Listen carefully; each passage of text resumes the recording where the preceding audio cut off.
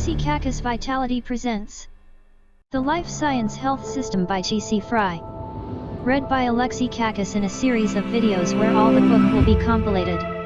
This book compiles the philosophy, principles, and practices of natural hygiene. It was originally published as a course, which consisted of 106 lessons called The Life Science Health System by T.C. Fry. The Life Science Health System is an immense compilation of knowledge by various authors, and was intended to prepare a person to apply the principles of the life science system to acquire pristine health and vitality, naturally reverse aging, self-healing, and longevity. Before starting this video, I invite you to subscribe to the channel, share, and hit the notifications bell so you don't miss any and be the first one to watch the new videos. This will help us to continue creating more content like this, and is completely free. Thank you very much. Lesson 1, Introduction to Life Science as a Way of Life. 1. What is life science? Welcome, it is my privilege to introduce you to the science of health, known by the descriptive term life science. It is also known as health science, natural hygiene, and other terms. 1. What is life science? At the outset it is wise to delineate just what life science is, just what grounds it covers. Life as we know it is possible and became possible because certain favorable conditions are, and were, present. Some of these conditions include favorable temperature, presence of oxygen and other gases and minerals, presence of water, absence of lethal substances, etc. Life science is the study of all the conditions which make life possible. Because present-day life seems to be losing touch with those conditions, which made life possible, life science brings us back to our roots, so to speak. We should endeavor to meet life's requisites so that we can lead a joyous existence. Science is not the cold, dispassionate pursuit many of us have been led to believe. Rather, it is personal, and relevant to all that we are involved in.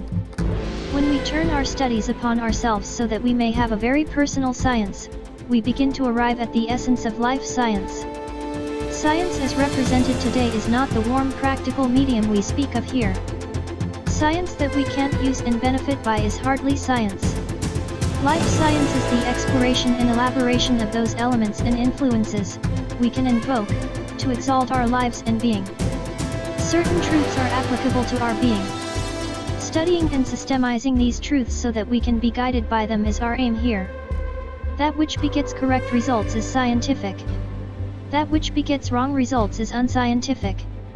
Life science concerns itself with those principles and truths applicable to human life, so that we may observe and avail ourselves of them.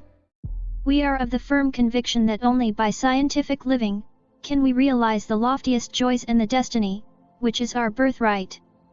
Animals in nature are creatures of instinct. Following the guidance of instinct, they are correctly self-directed to meet their needs. Thus they thrive optimally in accord with their environmental possibilities. Inborn guidance is, in effect, life science or a science of life for nature's creatures. Humans have infinitely more potential for happiness and goodness than nature's simpler forms of life. We are endowed with immeasurably more sophisticated faculties. These superior endowments can keep us in a state of euphoria during a long life. Life science must be for humans what inborn direction is for animals. We, too, have instincts, but we are far more than these basic impulses of life. Unfortunately, we not only fail to follow our instincts but we often reject them in our living practices. Our instincts have been vitiated and perverted by unwholesome conditioning in a world that is quite berserk by sane standards. When humans act contrary to instincts they are being unscientific. When their practices are in accord with their instincts with their inherent biological adaptations they are living scientifically. Life science is as simple as that. Obeying our natural instincts is part and parcel of life science. We believe nature did not err in instilling in us guiding instincts. We contend that humans, with our as yet fledgling intellects, do the erring that begets our sickness and suffering. Life science is an intellectual endeavor. We are far enough along that we can determine what is good and what is bad for us. We are profound enough in our knowledge to construct a science of life that will guide us to realize the happiness and the destiny that should be ours. Life science is, therefore, a way of life that rightfully concerns itself with every facet of human life and human well-being. Only such a thoroughgoing philosophy and concern can be a true science of life. 2. An Introduction to Life Science. 2.1 Life Science as a Philosophy of Life. In introducing life science as a true philosophy of life thoroughly in accord with the facts of existence, the question arises as to how its validity was determined. The surest way of assessing the correctness of any system is to put it to the test. Does it work? If it works, it must be deemed valid. If it does not work, then it must be unscientific. Life science began with success.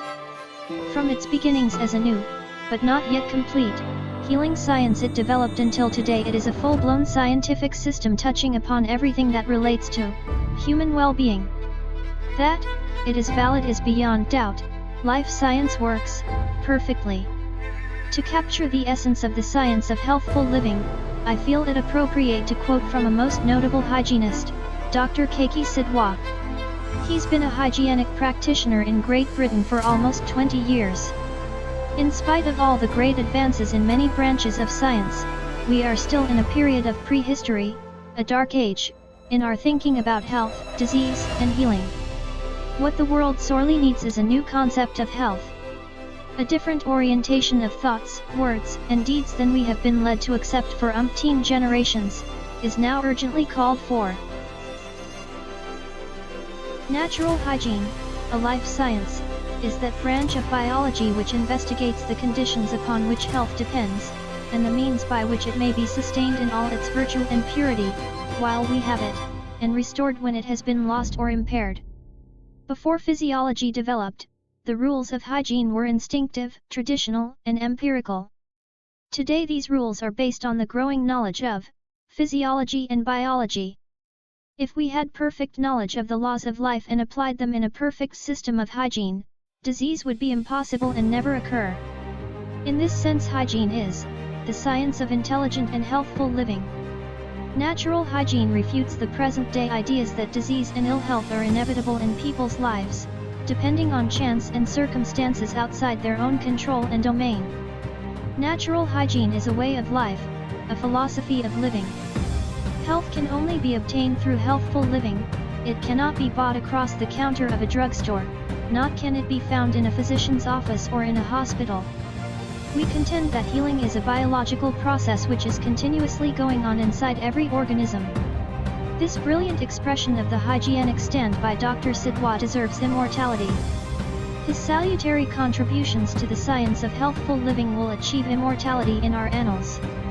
Certainly this statement embodies the essence of hygienic philosophy. The following is a concise statement of the philosophy, principles, and practices of life science. Continue to the next video 02, link in the description. Thanks for watching, have a wonderful day, peace.